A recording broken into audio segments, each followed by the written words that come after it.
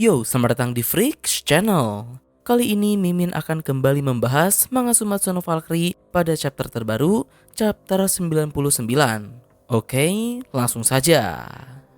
Pertama sekedar reminder, pada chapter sebelumnya kita akhirnya diungkapkan alasan kenapa pertarungan Ragnarok dan Siegfried ini sangat penting bagi Odin.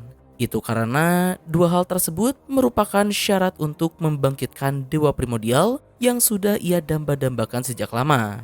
Tidak hanya itu, pada chapter ini juga kita ditunjukkan kalau yang akan bertarung di ronde 11 dari pihak dewa akan diwakili oleh sang dewa tipu muslihat Loki, sementara kubu manusia akan diwakili oleh sang White Death Simohaya. Nah oke, masuk pada chapter terbaru. Chapter kali ini berjudul ronde ke-11. Panel pertama sendiri dibuka dengan menyorot pada arena Colosseum, di mana saat ini di tengah arena sana terdapat sebuah layar raksasa yang akan menunjukkan duel Loki melawan Simohaya.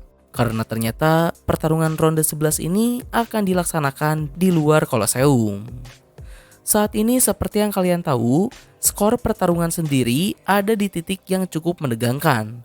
5 poin untuk kubu dewa dan 5 poin untuk manusia. Kubu pertama yang mendapatkan 7 poin akan otomatis memenangkan pertarungan dan mendapatkan hak mereka. Dan yap, di situasi yang berat ini, Simohaya diberi kepercayaan oleh Brunhild untuk memimpin ronde 11, yang mana pada momen ini kita pun diperlihatkan sejarah tentang Simohaya ketika perang melawan Uni Soviet dahulu. Hanya dengan bermodalkan sniper sederhana di tengah cuaca ekstrim bersalju, akurasinya yang tak pernah meleset berhasil menumpahkan darah sebanyak 543 orang dan sukses mengusir jutaan tentara Soviet yang tadinya hendak menyerbu Finlandia. Dan tak lama kemudian Simohaya pun muncul di arena pertarungan. Oke, sebelum lanjut, jadi di sini dijelaskan kalau arena pada ronde 11 merupakan replika dari hutan salju Finlandia yang terletak di luar arena Colosseum. Dengan menggunakan kekuatan para dewa, hal tersebut bisa dilakukan dengan sempurna. Dan arena ini sendiri dibuat atas permintaan dari Loki. Semua pertarungan yang terjadi di hutan tersebut akan direkam oleh hewan-hewan robot yang ada di sana untuk kemudian ditransmisikan pada layar yang ada di tengah arena Colosseum agar semua orang bisa menonton pertarungan mereka. Sementara itu, di sisi lain, Loki juga turun di tengah arena sana dengan iringan lagu Ride of the Valkyrie karya Richard Wagner. Sang dewa paling jahat dan licik di antara para dewa lainnya, sang pembawa kekacauan dunia, akhirnya menginjakan kakinya di arena ronde 11 ini. Menariknya ketika Loki muncul, orang-orang dari kubu dewa pun semuanya memiliki pandangan negatif terhadap Loki. Bahkan Forseti, sang dewa perdamaian, merasa takut karena jika Loki sampai bertarung, bencana pasti akan terjadi. Di sisi lain, Ares juga bertanya-tanya, mengapa Loki malah memilih tempat yang familiar dengan lawannya? Namun Hermes pun menjawab, kalau Loki tidak mungkin merugikan dirinya sendiri. Loki pasti memiliki suatu alasan. Bahkan menurut Zeus, jika kekuatan tempur musuh jauh di atas Loki sekalipun, entah bagaimana Loki selalu menjadi orang terakhir yang berdiri dalam pertarungan.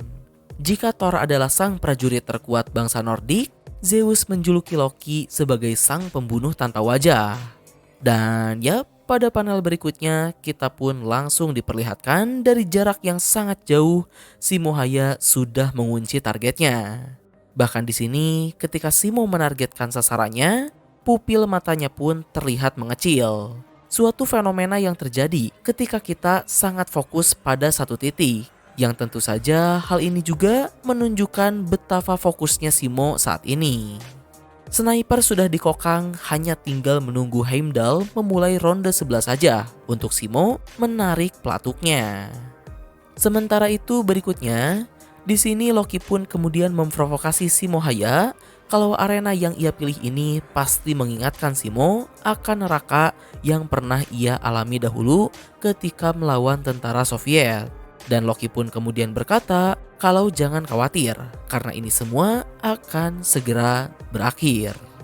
Dan yap, tepat pada momen ini Loki pun mengeluarkan kabut hitam dari tangannya Lalu tak lama kemudian dari balik kabut tersebut muncul replika dari Thor, Herakles, dan bahkan The Allfather, Odin. Melihat Loki mengeluarkan 3 dewa tersebut, semua orang pun terkejut. Namun si Mohaya tetap stay cool. Loki pun kemudian berkata pada Brunhild, meskipun ia kasihan padanya, namun Loki tidak akan mengalah sedikit pun dan dirinya tidak akan mati. Dan chapter pun ditutup dengan ketiga bayangan Loki yang maju menyerang Simo. Oke, sedikit pembahasan dari Mimin. Pertama terkait dengan Simo. Sejauh ini kita belum diberitahu apa kemampuan spesial Simo atau apa kemampuan dari Volund milik Simo. Namun yang pasti, akurasi dari tembakan si Mohaya pastinya sangat mematikan. Sementara itu untuk Loki, sejauh yang diketahui, Loki kelihatannya merupakan seorang petarung jarak dekat hingga menengah. Namun pada chapter ini, kita juga diperlihatkan kalau Loki bisa membuat replika bayangan dari beberapa dewa. Menurut Mimin rasanya tidak mungkin kalau bayangan tersebut memiliki kekuatan ilahi seperti dewa aslinya. Tapi jika membicarakan tentang kekuatan fisik, tak menutup kemungkinan kalau replika bayangan dari dewa-dewa tersebut memiliki kekuatan fisiknya sendiri. Sampai sejauh ini sih rasanya Simo masih jauh lebih unggul karena dirinya merupakan petarung tipe jarak jauh. Karena meskipun Loki bisa menambah jumlah anteknya, terlepas dari bayangan tersebut memiliki kekuatan fisik atau tidak, selama jarak mereka jauh dari Simo, rasanya Simo bisa membantai mereka dengan mudah. Namun di sisi lain, Loki juga memiliki keunggulan yang sangat mengerikan. Contohnya saja bagaimana jika Loki membuat bayangan dari dirinya sendiri. Tentu itu akan menjadi cerita yang berbeda. Meskipun memang saat ini Loki cukup membuat para penonton terintimidasi karena membuat bayangan dari 3 dewa berkedudukan tinggi, namun hal tersebut malah menjadi sasaran mudah bagi Simo. Karena Simo tinggal menembak mereka satu persatu atau bahkan langsung menargetkan pada Loki saja. Namun lain cerita jika Loki mereplika dirinya sendiri. Tentunya hal tersebut akan menjadi ancaman bagi Simo. Karena Simo pastinya akan cukup kesulitan untuk mencari mana Loki yang asli. Atau bahkan skenario yang lebih mengerikannya lagi, saat ini kita tidak tahu berapa batasan bayangan yang bisa dibuat oleh Loki.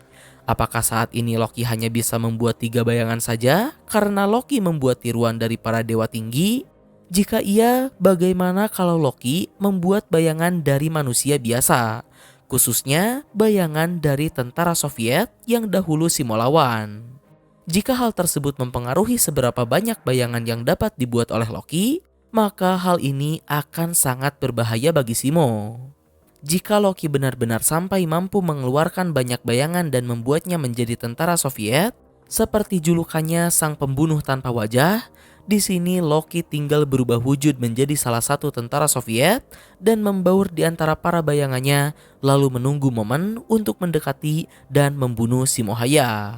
Dan mungkin jika memang hal ini akan terjadi, maka alasan kenapa Loki memilih arena hutan salju Finlandia bukanlah semata-mata hanya untuk memprovokasi si Mohaya, melainkan justru malah sangat menguntungkannya. Dengan arena yang seluas itu, memang di awal terkesan Simo lah yang diuntungkan. Selain dirinya yang merupakan petarung jarak jauh, Simo juga familiar dengan medan tempurnya. Namun sebenarnya di sini Loki lah yang justru jauh lebih diuntungkan. Dengan arena yang luas, Loki bisa menyamar dan membuat permainannya sendiri menggunakan kemampuan tiruan bayangan miliknya. Karena bayangkan jika Loki bertarung di arena biasa. Dengan jarak yang terbatas, tentunya akan sulit bagi Loki untuk menyamar dan membuat serangan kejutan pada Simo. Jadi kesimpulannya, sebelum kita tahu batasan seberapa banyak bayangan yang bisa dibuat oleh Loki, maka situasi pertarungan ronde 11 ini Mimin rasa masih seimbang. Namun jika Loki bisa membuat lebih dari 10 bayangan, hal tersebut akan menjadi pertarungan yang sangat sulit dan berbahaya bagi si Mohaya. Nah oke, mungkin kurang lebih itulah pembahasan dari Mimin untuk chapter terbaru ini. Mohon maaf